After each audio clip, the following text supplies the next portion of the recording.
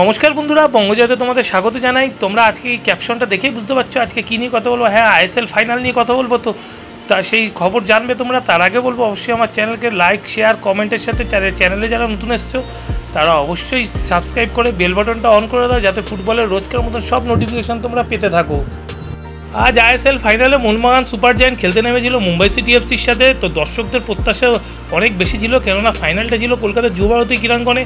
তো মাঠে প্রায় 63,000 দর্শক আজকে উপস্থিত ছিল। মানে বুঝতে পারছো যে মোহনবাগান সমর্থকরা ধরেই নিয়েছিল আজকে তারা আইএসএল চ্যাম্পিয়ন হবে। তো সেই মতন তারা প্রিপারেশন নিয়ে মাঠে গেছিলো। মাঠ ভর্তি দর্শক, সাথে আইএসএলের রেপ্লিকাও তারা সাথে করে নিয়ে গেছিলো যে তারা চ্যাম্পিয়নে উল্লাস করবে। কিন্তু আজকে কিন্তু মুম্বাই সিটি এফসি অন্য কিছু ভেবে মাঠে নেমেছিল।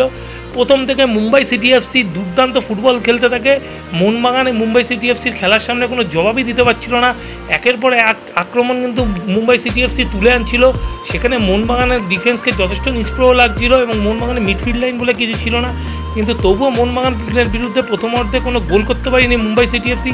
এরই মধ্যে নিগোয়েলের একটি শট মোহনবাগান ডিফেন্ডার হেক্টরিয়াস তার হাতে লাগলে রেফারি কিন্তু ন্যায্য পেনাল্টি মুম্বাই সিটি এফসিকে দেয়নি।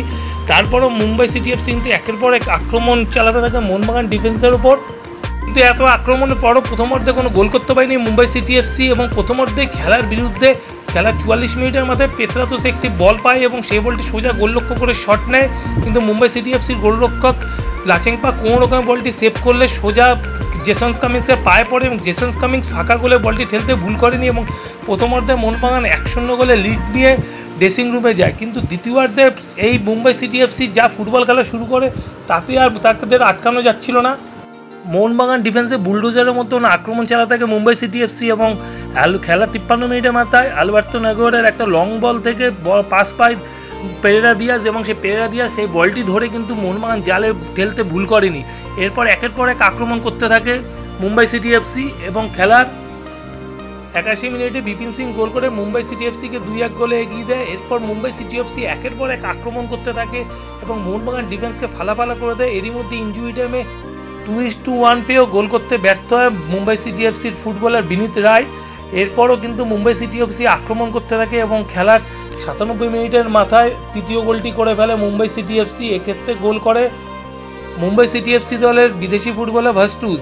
এরপর কিন্তু মুম্বাই সিটি এফসি বা মোহনবাগান কেউ আর গোল করতে পারেনি। তবে এই ম্যাচে মুম্বাই সিটি এফসি যা সুযোগ পেয়েছিল সেই সুযোগে যদি সদ্ব্যবহার করতে পারতো তাহলে কিন্তু 4 থেকে 5 গোল অনায়াসেই হতে পারতো। যাই হোক, এই ম্যাচ জিতে আজকে আইএসএল চ্যাম্পিয়ন হয়ে গেল মুম্বাই সিটি এফসি এবং দুর্দান্ত স্ট্র্যাটেজির লড়াই মুম্বাই সিটি এফসি সবসময় এগিয়ে ছিল হাবাসের দলের থেকে। হাবাসের স্ট্র্যাটেজি আজকে কোনো কিছুই ক্লিক করেনি এবং পুরো স্ট্র্যাটেজি আজকে ফ্লপ ছিল হাবাসের। মোহনবাগান দলকে আজ লজ্জার হারের সম্মুখীন হতে হলো তাদের স্ট্র্যাটেজিতে গলত থাকার জন্য।